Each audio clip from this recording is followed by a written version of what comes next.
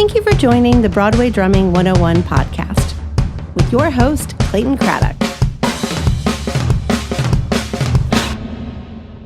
Welcome to Broadway Drumming 101. My guest today is Juan Carlito Mendoza. What's going on? How are you? I'm doing well. No complaints. Very nice to finally get to meet you, I guess, quote unquote, in person. I got a question for you. Your middle name, where's that come from? And do people call you that or people call you Juan? So my middle name came from my mom. My mom calls me Carlito. And only like close people call me that. And I just I wanted to kind of like revamp it and just say, you know what? People should call me that because my mom calls me that and it's special to me. So most of my close friends call me Carlito, but my real middle name is Carlos, but my mom calls me Carlito. So I say, you know what? I'm going to brand it and just, everyone have me call me Carlito because, it's a cool thing. And I think it's special, that when my mom passes away, well, I'm not looking forward to that, but I want that to kind of just keep going. So kind of like a remembrance for her, So in 2012, they called you winner because you won the 2012 Guitar Center Drum Off. Yeah, that was, I can't believe that's 10 years ago, 12 years ago, whatever. Oh my God, you're right. Wow, man. We're getting old, man. Yo, time is going fast.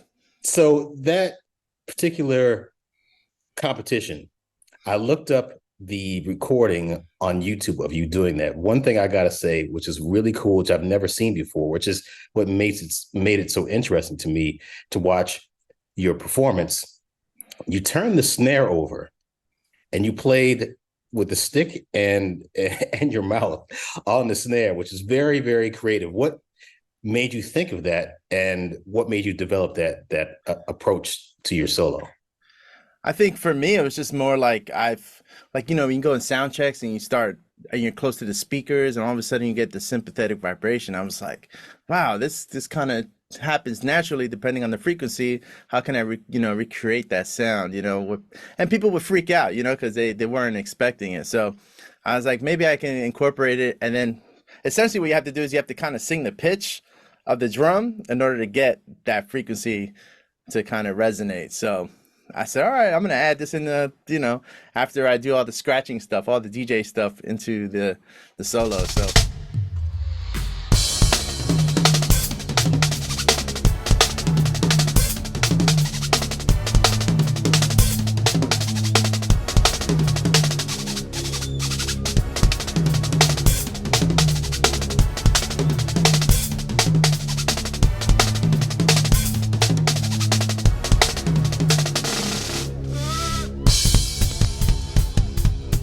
it worked out because there was a microphone there, so you can hear it. But and within like the stores and stuff like that, because they're smaller, it's definitely more impactful there. But being that everything was mic'd up at the finals, people just freaked out, which is cool. The Guitar Center Drum Off, I don't know very much about the whole process. Were there a bunch of different competitions all over the country? Did you start it in New Jersey? Tell me about that whole process. Yeah, so it's I think it's like 4 rounds. Like it starts locally, and then so you do a local round, and then once you make it to that local round, there's like a local final, and then after that final, like all the people who won the locals go into the regions, and then the districts, what they call the districts. So then you compete against all those winners from the different stores, and then it gets even smaller, but it's like the competition gets harder. So then you go into regionals, where regionals, you'll go against dudes from because I'm in the East Coast. So you'll have guys from, let's say Ohio, Jersey, New York, Maryland, and, anyone from the East Coast, essentially. I think all the way to like West Virginia. That's what they call the East Coast. So then once you get there, the regionals, then you go, that's the districts. Then you go to the regionals, and then, and it just gets smaller, but it's like six of us, but it's just like, the creme de la creme, essentially. And then once you get past that, then you go into your finals, which is like the American Idol of like competition, essentially, where you're just kind of going up against each coast, east, west, north, south. I think northeast, southwest and something else. I forgot what it was, but it was 6 of us, and all of those guys are killing, man. Like like one of the guys now plays with like Justin Bieber, you know, another guy, Eric Improda, who was ridiculous. Like everybody that came out of those things like has been super successful. Like even one of the guys I competed with, he just finished the Beyonce tour, you know. So Oh, wow. Okay. yeah. And at the time when I competed against him, he was like 17, 16, and he was a killer, you know. And now forget it, you know. He's amazing. So it kind of goes like that. It's kind of like an American Idol thing, and you just kind of you win a lot of money, you know, a lot of prizes and stuff like that, which is cool. It's like 25 grand in cash and Oh, wow. like $25,000 of prizes and other things, you know.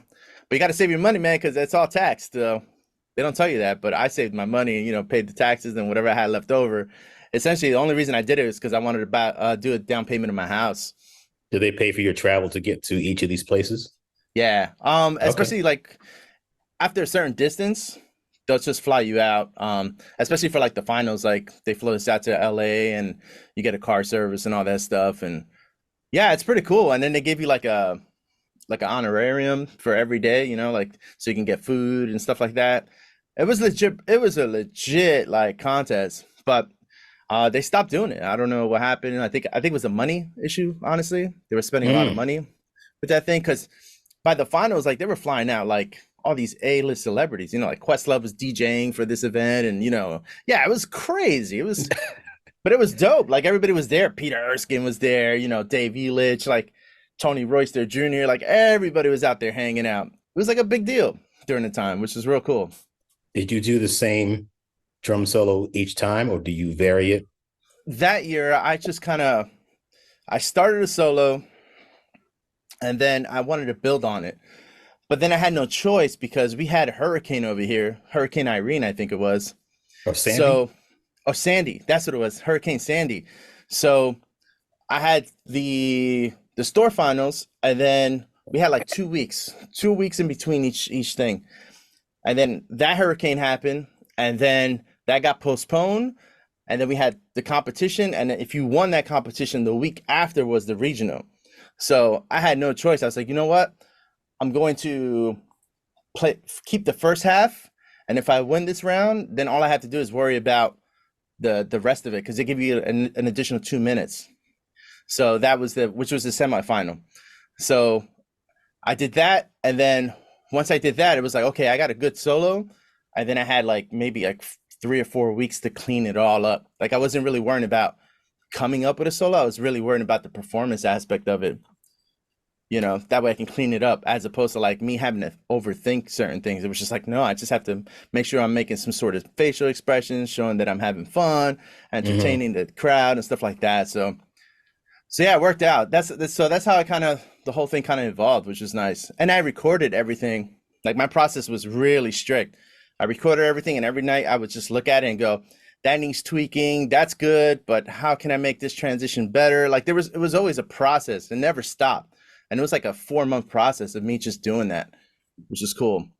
I learned a lot, and I became very analytical with certain things. And even that kind of just transferred into everything that I do now. You were born and raised in Perth Amboy, New Jersey. Yep. So I was in Central Jersey, essentially. And what got you started playing drums? I was in church. My family is very well versed in music. A lot of them don't read music, but they can play really well. Like my dad's a guitarist, and he's got an amazing ear, and he can play guitar really well. And you know, he always nurtured me and stuff like that. And then I have family in Puerto Rico that's very musically inclined, and I started school band. They were like, join the school band, whatever. Joined the school band, and then I remember dropping out of the school band like in 5th grade. Because I was like, I don't want to play on a practice pad, blah, blah. Ended up going to Puerto Rico that year, like December time. That's the best time to go, because it's just amazing. So I went to my cousin's house, and this guy I really, really looked up to. And he was like, listen, he told me frankly, he's like, you're stupid for dropping out. We got to pay for that stuff here in Puerto Rico. All those private lessons that you get here in the States, like you got to pay this and that amount. He's like, do me a favor. I'm going to show you a video. And if this video doesn't motivate you, then I'll let you drop out. But if this video motivates you, I'm going to give it to you. So, all right, cool. I didn't know what it was, you know. turn it on, hear I'm like, holy cow, you can make drums sound like that? It was a Dave Weckl Back to I Basics knew video. it. I knew Yeah, bro. I was like, what? I was like, what is this? And then ever since that day, like once he gave me that VHS, like I just watched that thing over and over again. And it was like my motivation. Like I think if I would have never had that experience, I don't know if I would have taken it as serious as I do now, you know? That's kind of how it evolved. And then I went back to the band and I started, you know, taking things seriously. And then one of the middle school teachers, who's like one of my good friends, he's just retired. He was a student of Joe Morello. So he gave me private lessons for free. So I would walk from my middle school to the other middle school, which is across town. And then we'll have like an hour lesson. So like half of it was just hand stuff. And then the other half was all jazz, like studies, which is awesome. And then during those days, like he would just drive me home, you know, afterwards. And like he was close with my parents. And sometimes the lesson would go like an hour and a half, you know, all the time. And we had like journals and we took everything seriously. So especially like because I was getting it for free. He didn't have to do that, you know, for me. And I tell him all the time, I'm indebted for you for life, you know, like, and he's like, oh, Juan, stop, you know, whatever. But like that was like one of my heroes. So I just studied all the way through high school, did all the, you know, marching band stuff and all that. Then I got into like drum corps for a little bit. So I would go to those auditions and like Tom Onks would get, you know, pissed off at me because he'd want me on, but I'm like, dude, I can't afford it, you know? And during that time, it was like the internet was kind of happening. So it's like you would go to those camps to get music so you can learn, you know, new stuff, new warm-ups that were coming out. So that's why I would go to those camps. So I ended up doing that, you know, for a couple of years, you know, won individuals and all that stuff. I used to play on my practice pad like 7-8 hours a day. Like it was insane. Like that was my phase where I just developed hand stuff for a long time. And at the same time, I would play a little drum set, but I always knew like, let me get my hands first. If I can get all the technique kind of aspect going, then all I have to do is kind of change my approach to thinking wise to the drum set, because I always played drum set. It wasn't like I just played snare and that was it. I always played, you know, snare, but I was also playing a lot of drum set at church, you know, in different events. So I always had that kind of balance, which was nice. Did you see yourself playing for somebody like Chick Corea's Electric Band, or did you see yourself playing for some big pop star, the Backstreet Boys, whatever, back in the day? Yeah, for me, it was mostly like I always wanted to play with Michel Camilo. Like that's one guy that I always wanted to play with, because I listened to a lot of Horacio Hernandez growing up, and it was just like, oh man, I would love to be on that gig, you know, or Spiral Gyro was another one, because my dad used to listen to Spiral Gyro when I was a kid all the time. As far as like super big acts, like Sting would have been dope, you know. Just like, you know, I'm trying to think who else. Michael Jackson would have been a cool one, you know. Stuff like, or Stevie Wonder, that would have been a fantastic one. But I personally, I always wanted to be a player and a teacher at the same time. So for me, it was like, I went to school to be a band director, essentially. Like band director wasn't like my backup plan. Like that's what I wanted to do, because I knew I was going to get benefits and, you know, security of that. And then I wanted to also be like, you know, hopefully a badass player at the same time, you know, so that after school, I can go do whatever I wanted to do, you know.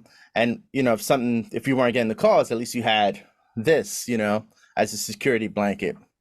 And then also, like, I wanted to retire early, man. Like, quite frankly, you know, as a teacher, you can retire early, you know, and still get all the benefits, you know. Did you wind up doing that?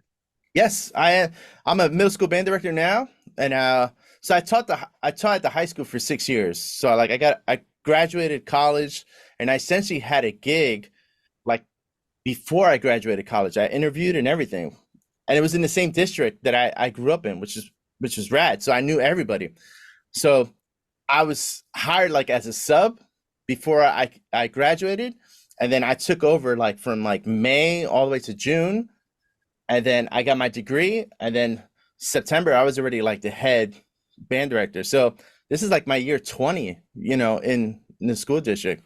which is rad. So essentially, I have like 5 more years. I can get a full pension, and then I could retire. I got in at a good time. I could retire essentially at 55. So with full benefits and all that stuff. So I'm like, bro, and people are like, oh, you should leave. I'm like why? I got kids now. You know, I got I got kids. I got a wife.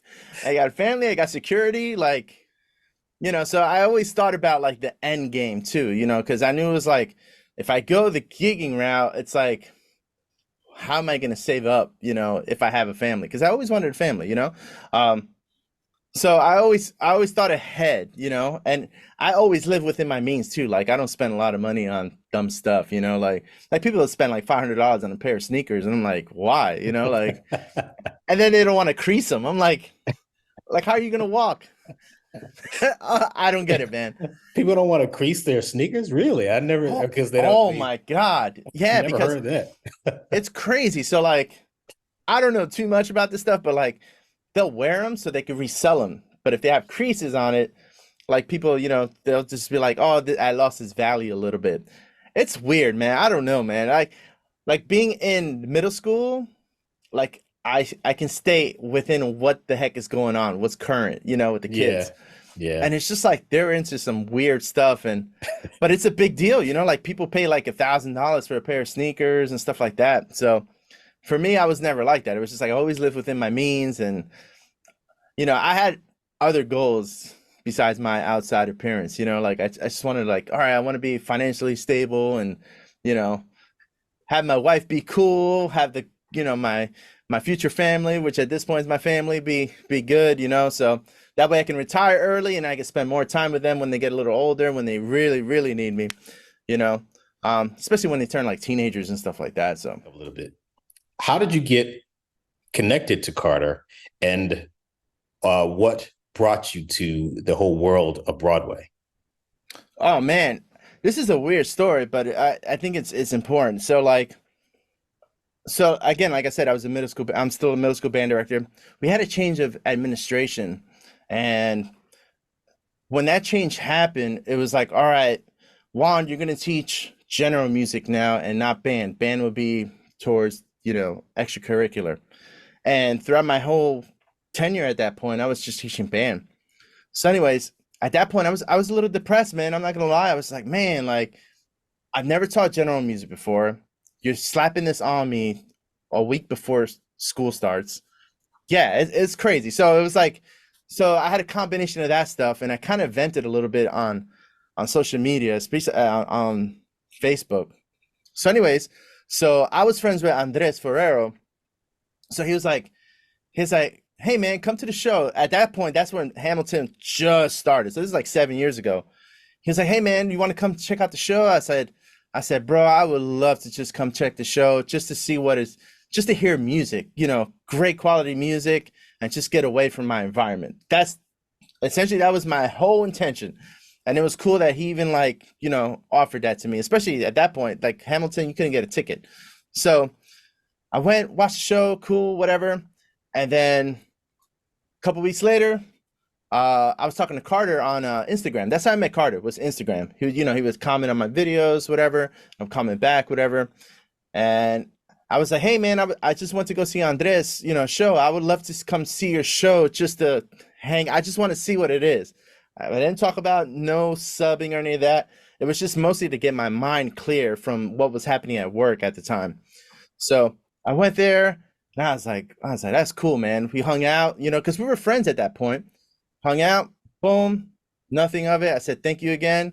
Went home, nothing. So, and again, I didn't go into it thinking anything. So a couple of months later, Carter hits me up. He's like, hey man, let's hang, man. I was like, all right, cool, I'll come up. He's like, come watch the show. I was like, all right, cool. Watch the show, hung out, and then afterwards we went to lunch at some pizzeria, which is off the hook. So he was like, hey man, you would kill this. And I'm like, oh, thanks, man. He was like, would you want to do this? And I said, yeah, that'd be cool, you know? So again, I didn't go into it with no intentions. I just went to go hang out with my bud Carter, and that was it. So he was all right, cool. And this is like a little bit before COVID, maybe like 2019, like late 2019. So then He was like, all right, cool. I'm gonna hit you up in a couple months because I need subs. So I was like, all right, cool. Hit me up. He was like, all right, come watch the show, whatever. He was like, here's the book. Make copies of the book. Make copies. I started learning the show probably for like 2 months or something like that. And then he was like, all right, we're gonna put you in March something. I forgot what it was. And boom, everything got shut down. He was like, oh, we should only be out for like 2 weeks, you know? And then after that, we'll get you in. I was like, all right, cool, whatever. And then you already know what happened. So then once he said, hey, Juan, I don't know when we're going to go back. I don't know what's going on, honestly. But as soon as, you know, everything opens up, I'll let you know. I said, cool. So I put the book away for a while because at that point, I didn't know nobody knew what was going on, right? So then he hits me up, let's see, August of 2 years ago, right before the whole thing opened up again. He's like, hey, we're going to open up again. Our first date is September, blah, blah, blah. He's like, how fast can you have this show learned? Sir, I'll have it learned in, I don't know, like a month or two or whatever. He's like, cool. He's like, everybody moved out. Like all his subs were out. Like all his subs that he had either moved out of the city or they got, like Grant was one of them. Grant got his own show with the Neil Diamond Show. And then, and he said, I got no subs at all. So he's like, this is the perfect time to come in. I was like, all right, cool. So busted my tail. The cool thing was I was the only sub. So I was the one giving Carter a break, which was nice. So I was getting all the shows, you know? So tell me about your first time going in to sub at the Lion King. What was your experience like? Oh man, it's probably like the most stressful thing you ever do. Just because like first, it's a big show. Like it's not just like, all right, I'm gonna play with a click. This is one thing. The Lion King, 95% of that show is all conducted. It's not even like clicks. Like you have a couple clicks, like in the beginning, at the end, maybe like 2 in the middle, but everything else is all like you're watching the conductor. So you have that aspect. And then on top of that, it's like the setup is pretty big. It's pretty immense. So you have to remember to turn the electronics on, turn them off. You got to know how to play a bass drum correctly, like a concert bass drum. There's a microphone on wood blocks that has a mic mute on it. So like you got to remember to turn that thing on and off for a couple songs, selections. And then you got to deal with also the setup. Like it's just like it's not your setup. So it's like that setup is Carter's setup. It's ergonomically correct for him. And I'm taller than Carter. So you have that kind of thing happening. So that's before you even play a note, you know, in the show. So the cool thing, at least with Carter, was like, he was like, I was like, can I just like move the throne down a little bit? Because if not, because Carter sits kind of high. So if not, I won't be able to hit a rim shot. So he was like, oh yeah, it's cool. That's cool. He was cool with that. I know some places it's like you can't move anything.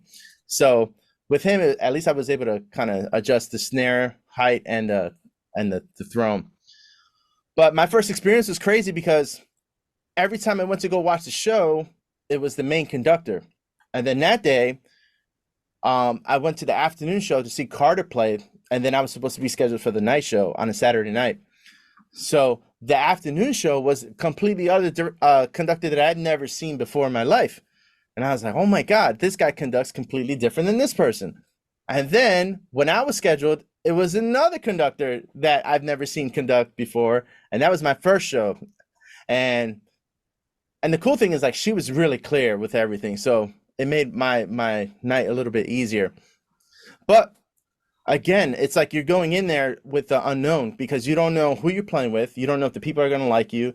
You don't know if how you're going to gel with and it's a big orchestra, like 24, 25 people.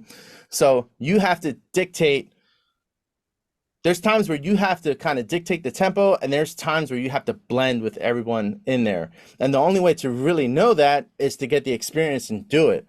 So you can prepare all you want. You can watch the same video all you want. You can watch, you can listen to the audio as much as you want. But until you do the show, it's completely different because everything changes on stage because 95% of it is conducted.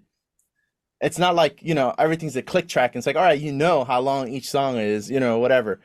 It's not like that.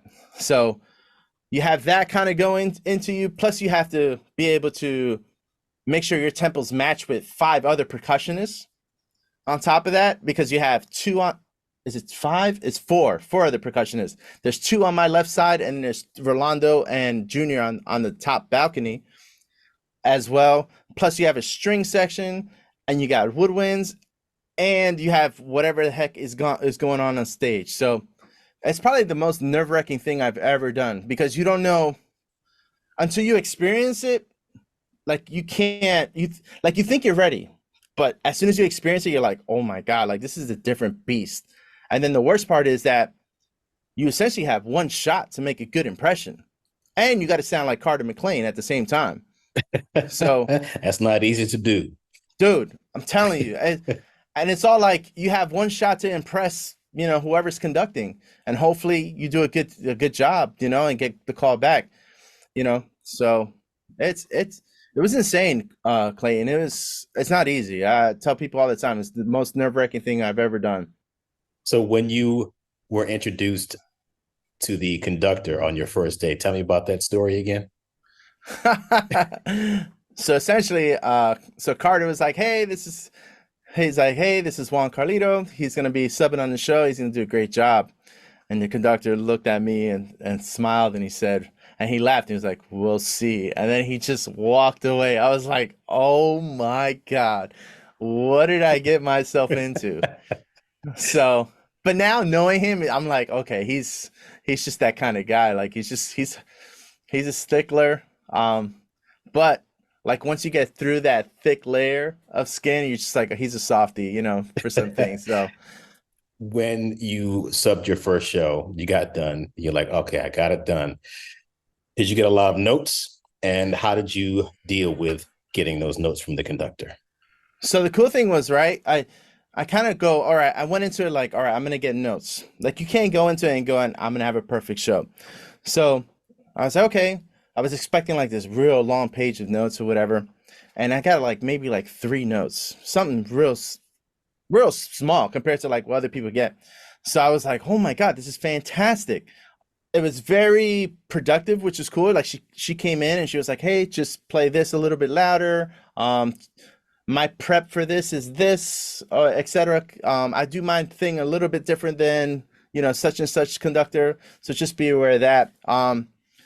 And the cool thing for me was like the woodwind guy, Dan Weiss, I remember hearing him, saying that was his first show, and he like stood up and he gave me a thumbs up, and I was like, okay, I think I did a good job, which was really cool, because he's there from the beginning.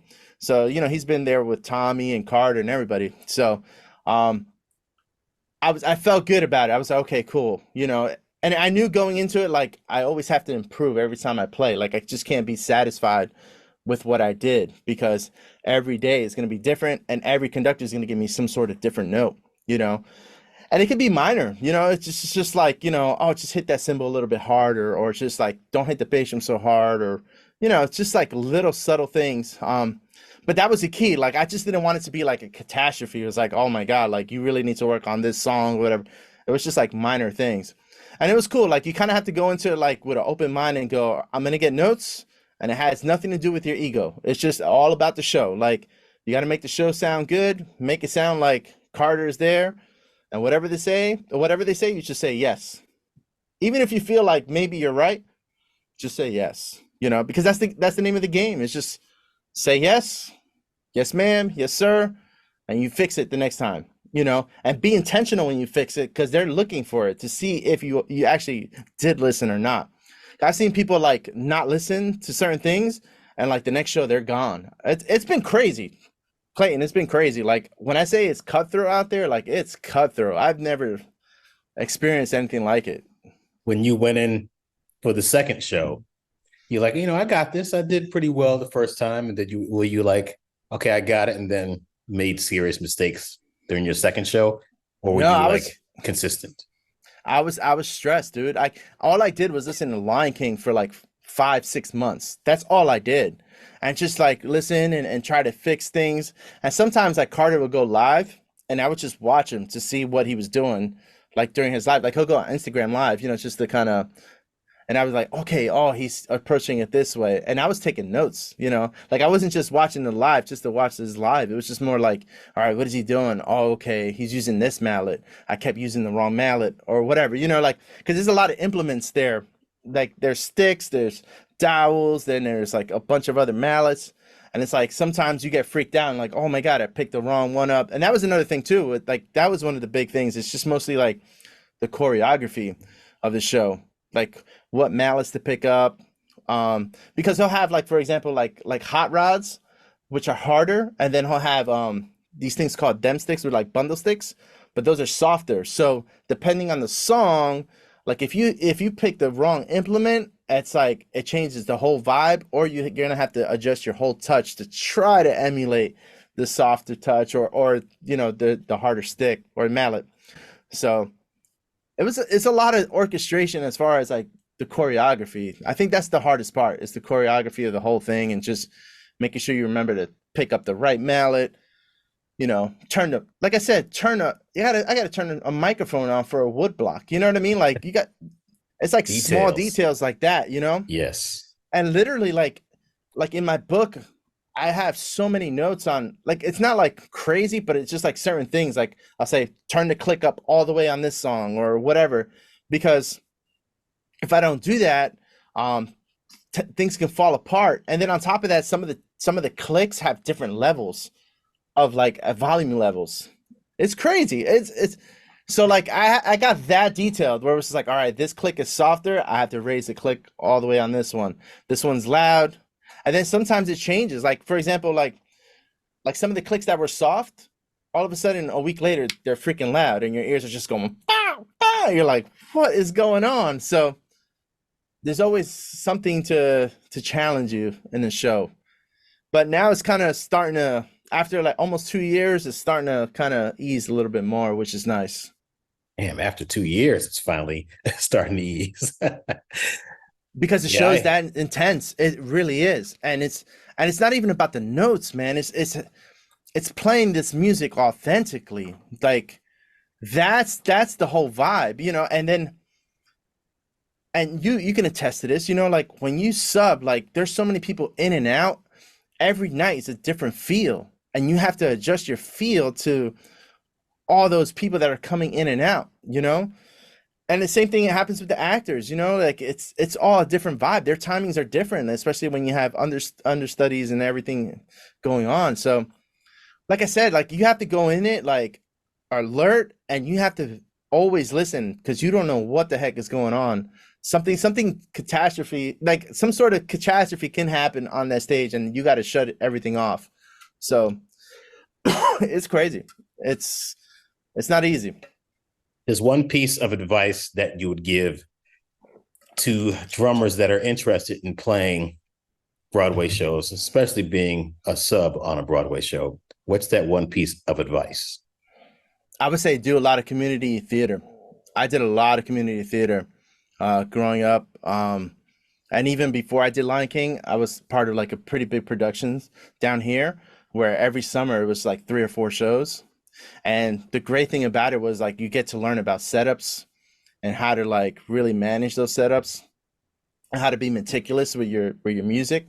I think that's one thing.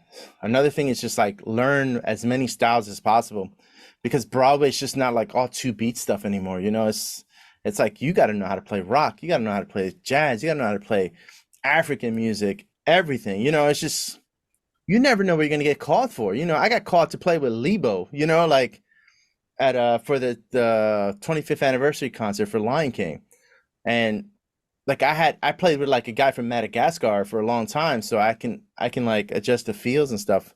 And thank God I did that, because that was the vibe, and it was like, oh my God, if I didn't do this, I would have been dead. I probably would have never got hired. And that's where I met Michael Aarons. The biggest thing, try to do as much musical theater as possible, try to get as much experience as possible, and be open. Like, don't think you know everything, because you're going to learn something all the time. No matter what show you do, no matter how big, the arena is, or how big or small the show is, learning how to watch a conductor conduct is huge. And even like watching a conductor play while, while he's playing keyboard or he or she is playing keyboard, that's a different skill too. So there's a lot, but I would say that, like if you're trying to get into Broadway, try to do as many shows as possible, even if it's like at high schools or whatever, like try to do as many productions as possible, because some of those books are like really well written. We've all made mistakes in life.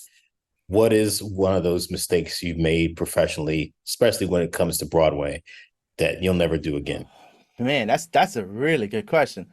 I would say never underestimate how hard a song is or selection. Like, for example, people will be like, for example, so a lot of people are like, oh, you play a Hakuna Matata. I'm like, yeah, Hakuna Matata is tough, man. There's a lot of conducting things that happen. I remember watching Carter and then going, okay, cool, I can do that. And then when Hakuna Matata came out, I was like, all right, cool, let's hear the song. And I saw all the stuff that was going on. I was like, oh my God, like you can't underestimate any selection. Like you can't go into autopilot because you can get lost quick. Like if you go into autopilot and if you miss something, especially if it's the first couple shows, it's over for you. Like you just get dirty looks. So I never really underestimated anything, but the one regret I do have is just, I wish I had a little bit more, and this is probably everybody, a little bit more time to prepare, just a little bit more, because I don't think you're ever truly prepared for a show, because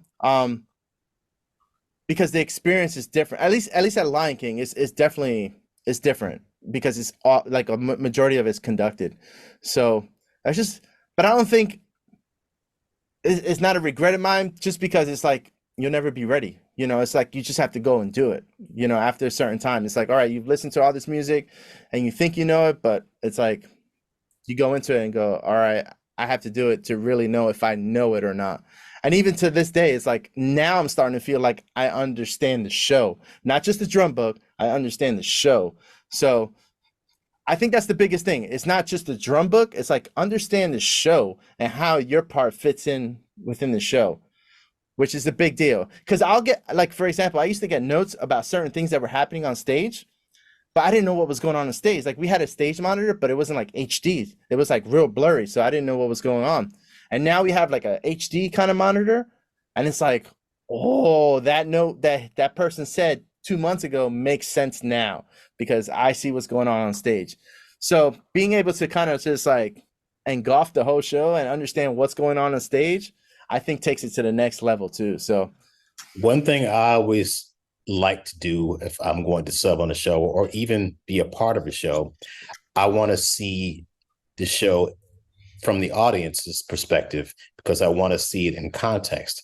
And when you're behind the drum set, you don't really get to see or understand, because if you do a cymbal scrape, there's a reason why you're doing a cymbal scrape, not because it sounds cool. It's because somebody might be, moving their hand like this, or gesturing in a certain way to make it seem like there's magic coming out. So that cymbal scrape means something. When you prepared for The Lion King, what exactly did you do? Did you have a conductor cam and the audio? And did you sit at home and set up your set like Carter's? Like, what did you do to prepare for your time at The Lion King? So the cool thing is, like, I'm blessed to have, like, I have my own studio. So I had everything Carter had. The only thing I didn't have was like a concert bass drum, but I mounted like a bass drum to kind of emulate where it was. But I did have, there was a conductor's video, and then there was audio too. But they changed certain things. Like, so for example, the conductor video is pretty old. So there are certain selections that won't go with that video because they updated the music to something else.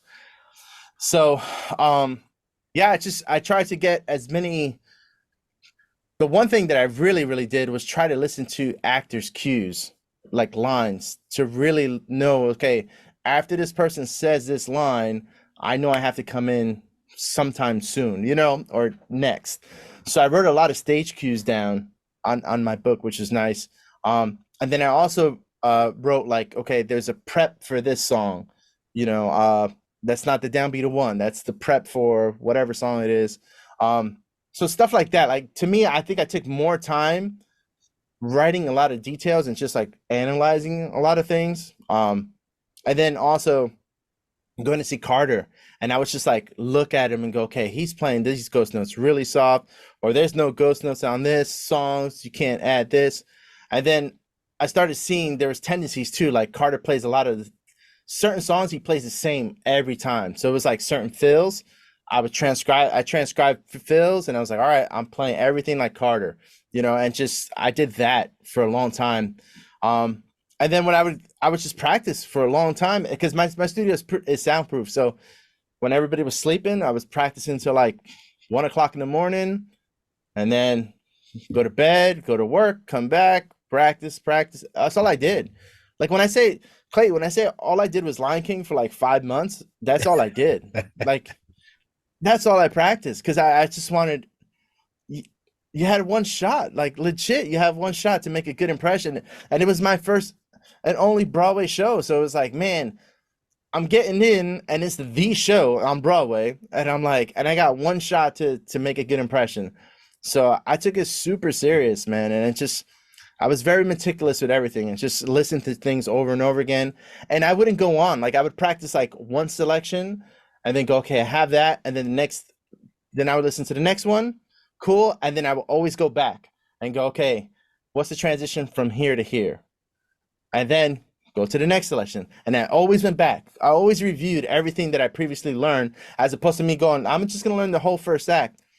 And it's going to take you forever to learn everything. Just take small chunks, and I would just chunk bigger chunks, and then go, okay, I got the whole first act. And then Carter would be like, hey, how you doing? I'm like, all right, cool. I got the whole first act. I'm working on the second act now, to make sure that I understand everything that's going on. And in the meantime, I was still going to watch Carter play the shows, just to make sure that I was transcribing things correctly, and to make sure that he was actually playing the fills the same way all the time, and then he would just, and I would bother Carter and be like, hey man, do you play this the same way? He's like, no, you have a little bit of liberty here on this, but majority of it was all like, I would just transcribe things, and it was just very meticulous. Same process as like the drum off, man. It was just very, very meticulous, and just do things over and over again. And I would just listen to the music all the time, and I wouldn't skip the tracks. I would listen to everything to make sure, because it was like, I got to sit through a whole 2.5 hour show. I got to make sure I know the whole thing, and not just the drum parts. You live in New Jersey, and you have to get to, where is it now? 45th Street. Mm-hmm. And in Times Square. Tell me about the practical implications or practical aspects of being a musician coming from New Jersey, trying to get to New York and trying to get there on time. Do you drive? Do you take the train? And what should people know about traveling into New York City at this particular moment? Oh man, you got to expect the unexpected when you're going into the city. So I leave super early. And the cool thing is, because Carter has it's essentially like an apartment in there. So I'll go in there and hang. I usually get there like 2 hours before the show. So like I would go, because sometimes you get delays, and it's just like, it could be an hour delay, or it could be a 2 hour delay, because of weather or something like that. So I want to try to get there as soon as possible. So I'll usually go home, take a shower, change my clothes, and then catch like a 4 o'clock train, and then get to the city, which is an express train that I take. It's like only takes me like a half hour to get there if it's an express train, which is nice. And then if I leave from my hometown, it's like an hour straight, but I normally just like to leave really early. So I'll get there, I'll go from work, change, and then go straight into the city. I'll get there usually by 5 o'clock. If it's a 7 o'clock show, same thing. Or 8 o'clock show, I usually try to get there really early. That way I'm not stressing myself out, because there was one time where I had a Saturday show and the train just stopped like on the tracks. They're like, all right, we're going to be delayed for like an hour and a half. I was like, what?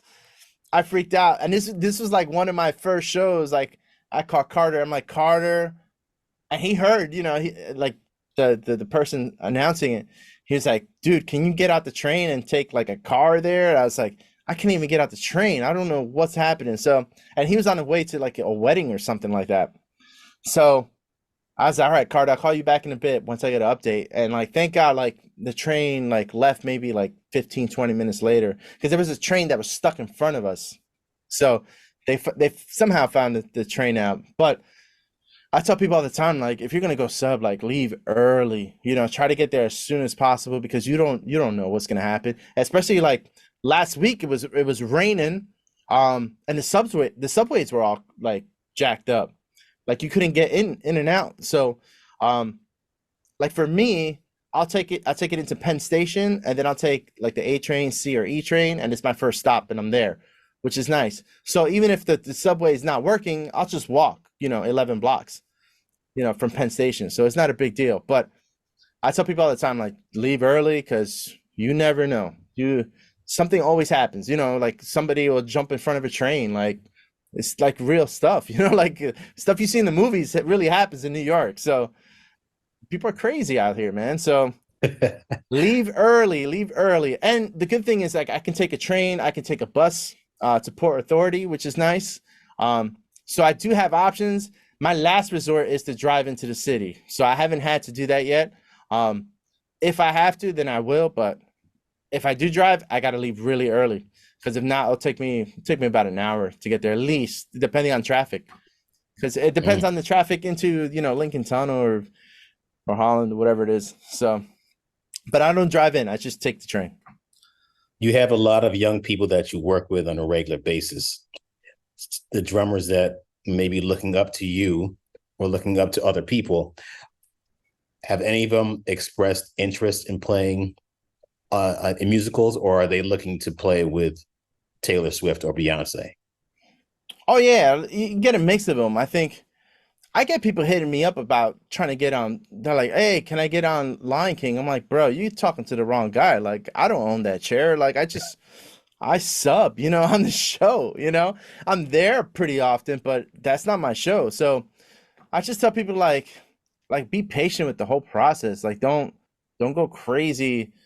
Don't be annoying about it and go, "Hey, can I take you? Let me go see your show." Blah. Like, I'm sure those people get that all the time, all the chair holders, and I'm sure, like, that question gets annoying, after a certain time. So don't rush yourself into it. People will know, like if they're hearing, like, "Oh, this guy can play," like, they know. It's social media. They'll be like, okay, they'll reach out to you if they need you, essentially.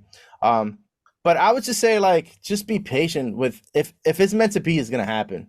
It really is. You're gonna meet the right people, and it's gonna happen organically. It's not gonna happen. It's not gonna happen if you force yourself into it.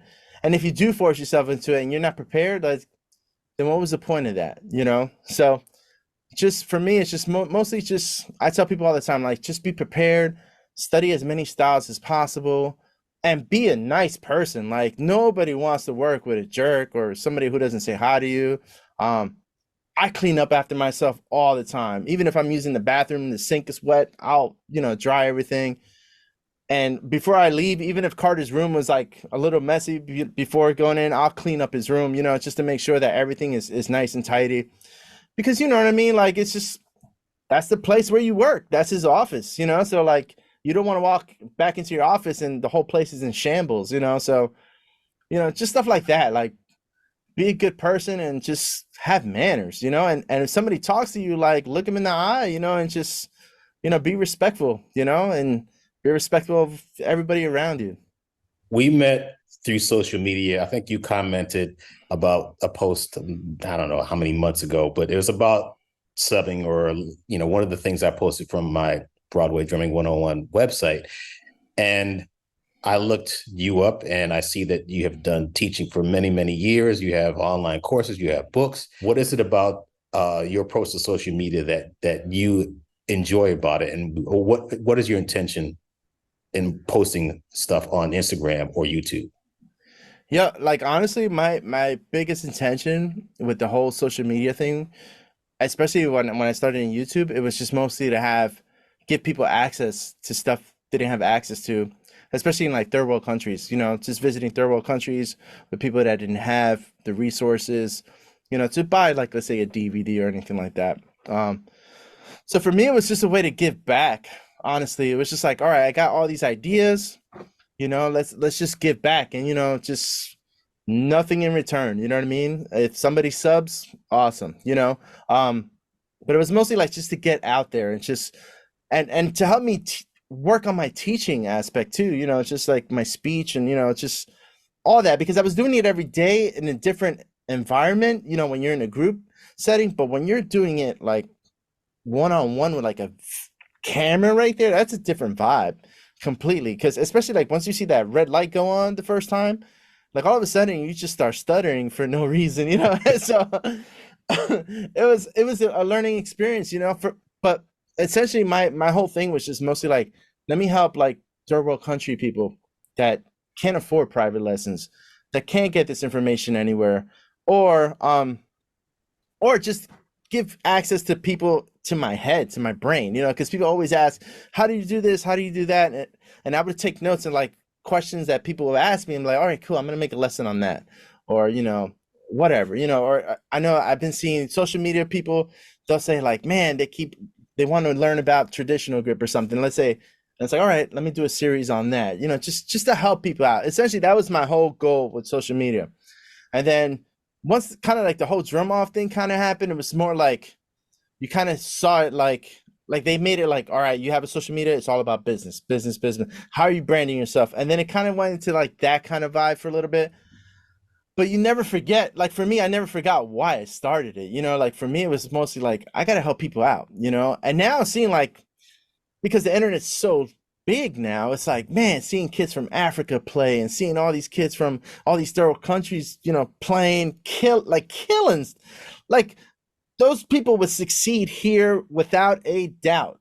We're just blessed to be in the situation we're in, but if those people were here in this situation, it'll be lights out, so it's a beautiful thing, so for me, it's just mostly like get my projects out, and when I'm out of this world, hopefully I left something for somebody, some sort of anthology to help people out, and that was the whole point of writing the books and stuff too. It's just like, all right, I want to leave something here, when I'm gone, it's like, all right, cool, I have something to leave, on this earth, hopefully, a small mark. So tell me about the books you have right now. So I have two books. It's called Rudiment Creativity, Volume 1 and Volume 2. Volume 2 just came out probably like 2 weeks ago. I had it done, but it just like really released it 2 weeks ago. And essentially those books I didn't even want to write. It was mostly like I was going to write a book on hybrid rudiments on the drum set. And I said, if I write this book, this really doesn't make sense if people don't have an understanding of the basic rudiments.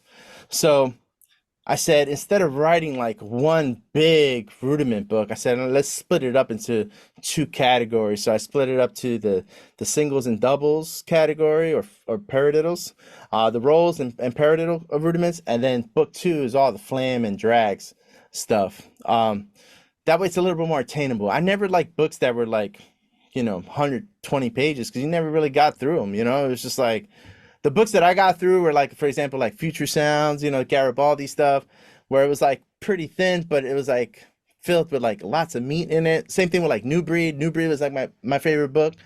It's like, I wanted it to kind of go that route. So I was like, all right, once I did book 1, I was like, I have to do book 2. So that's the only reason I have that.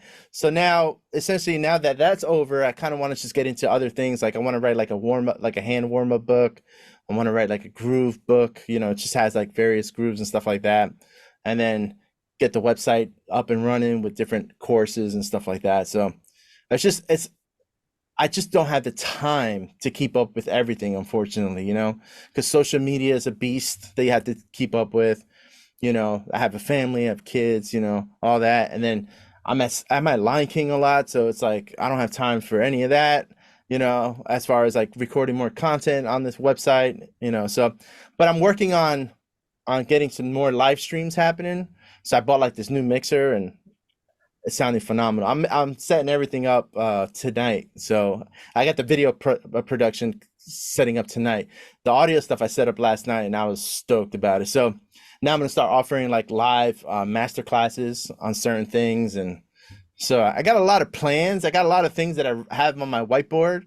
I just don't have the time yet to do it. And that's what benefits me as far as being an educator. Is like, once I retire at 55 or whatever I decide to do, I could just focus on that. You know what I mean?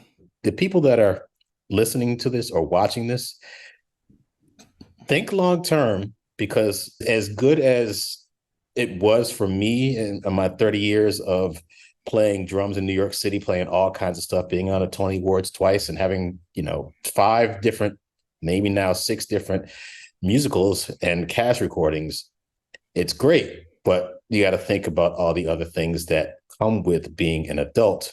So I admire your forethought and your long-term thinking. And now you're thinking about even longer term thinking by, like you said, just giving back to people by just posting stuff online, showing people what you do. Now you're going to have these online courses and live streaming events. If I had a thing with some applause here, I'd give you a round of applause. Thanks, man. And it's just, you see certain things in your life and you just kind of go, I don't want that for me. I think for me, that was the biggest motivation. It was just like, all right, I've seen people struggle so much, and it's a struggle, but a lot of it is just like irresponsibility as far as like people just spending money on stuff they don't need, like even like, and it's hard to even say this, like even schooling sometimes is a waste of money, like as far as like college is not for everybody. I tell people all the time, I'm like, it's not for everybody. Like a degree doesn't necessarily do you any good for certain things, So, and we always like, if my daughters want to be plumbers, electricians, I'm like, let's go. You always need the trades, like I wish I knew how to do all the carpentry stuff, sometimes it's just like save myself money, but also it's a skill that's important, we need that stuff. And I tell people all the time, there's nothing wrong with having a day job. You need a day job. Like to survive this industry at a certain point, you're going to need to kind of like just man up and just go, all right, I got to get a job. Be smart, be responsible, and just think about like the future. I think this is the biggest shock for me starting this whole Broadway thing was the amount of shows that have closed since I started subbing. I'm so dumbfounded.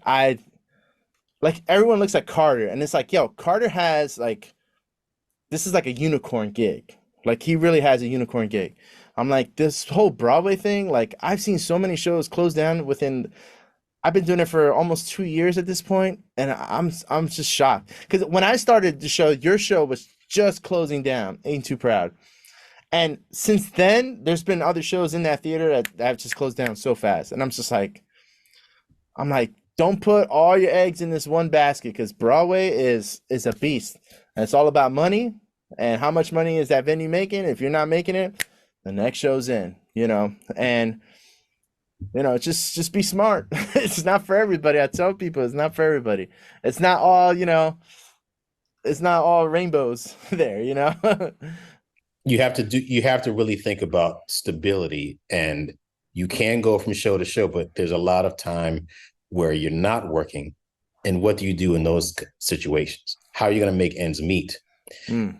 So I've learned you have to find other ways of earning income, because relying on Broadway solely to do that is not the most wise thing to do. So be a school teacher and no, and listen, whatever you do, make sure you love it, because, and that was one thing too, like, and I'll end it here, is essentially like, I never wanted to be that miserable teacher. Like, I remember walking in, and I'm usually a chill dude, and then just seeing like teachers miserable because they didn't have coffee or this and that, and they take it out on the kids. I'm like, why are you here? Like, no wonder the kids don't like you. It's make sure whatever it is that you do, like, love it. Don't do it for a paycheck, please. I know some things you need for this paycheck, but if you're super miserable, find something else to do. Like, yeah, there's nothing wrong with working at Costco. Costco is like one of the best, places Starbucks. to work. Any of those places where you can get good benefits, and don't take for granted those benefits, because the one day you say, oh, I don't need those benefits, and you stop paying, all of a sudden you're in the hospital and now you're stuck. So think about the benefits, because you never know. Insurance is big. So if you say yes to something, make sure you do it with excellence, because you never know what other door is gonna open up for you. So, but like I said, man, I'm blessed. Like, for real, like anytime I get to play a show, I love going in there and playing the show and helping people out too, because like as a sub, you are helping the chair, to get a break, or that person has an emergency. I remember, getting called and like, hey man, can you do this? Like Carter's dog was sick or something like that at like 6 a.m. and it's like, yeah, man, I'll be there, like stuff like that, like you get to help people out, because they're looking for that. So that's the last thing I'll say. Make sure your yes is a yes and your no a no, because if you call and cancel and you start doing that too often, you ain't getting called back. So be responsible. Where can people find you on social media? So social media, just type my name on Instagram, Juan Carlito Mendoza. Same thing with Facebook. I got a TikTok, which I don't I do some posting there, but it's Juan Carlito Mendoza, but I have a number 1 at the end because somebody has the other tag. And then my website is carlitomendoza.com. I really appreciate you being on my podcast and explaining a lot of things that you did, because your perspective is unique, is different. Again, I love the practical nature of the things that you've said, and hopefully a lot of people learned from what you had to say. Thank you. Thanks for having me.